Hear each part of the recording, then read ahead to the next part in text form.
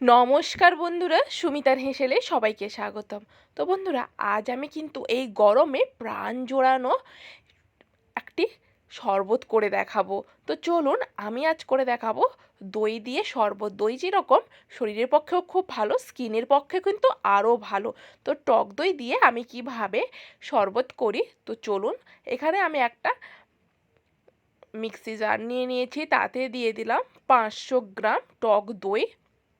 আপনি বাড়িতে পাতানো টক দই ব্যবহার করতে পারেন, আমি কিন্তু এখানে আমুলের টক দইটা ব্যবহার করছি।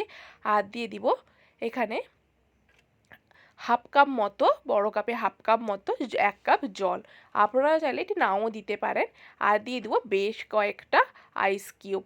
আইস কিউবটা বন্ধুরা মাস্ট বি দিতে হবে।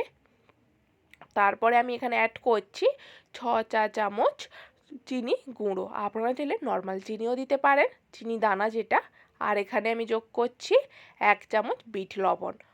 তো ভালো করে ব্লেন্ড করে নিয়েই একেবারে তৈরি হয়ে যাবে চটজলদি ঠান্ডা ঠান্ডা দইয়ের শরবত। তো আপনারা এখানে চাইলে অনেক কিছু উপকরণ ব্যবহার করতে পারেন, কিন্তু চটজলদি হিসেবে দইয়ের শরবত কিন্তু এইভাবে প্লেন বা নর্মালভাবে খেলে অসাধারণ লাগে।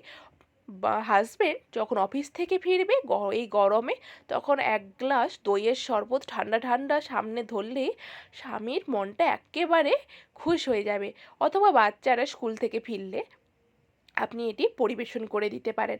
তো বন্ধুরা, এই দইয়ের শরবত আপনাদের কেমন লাগলো অবশ্যই আমাকে কমেন্ট করে বলবেন। তো বন্ধুরা, এই রেসিপিটি বাড়িতে অবশ্যই একবার ট্রাই করবেন এবং আমাকে বলবেন কেমন লাগলো। তো ধন্যবাদ বন্ধুরা।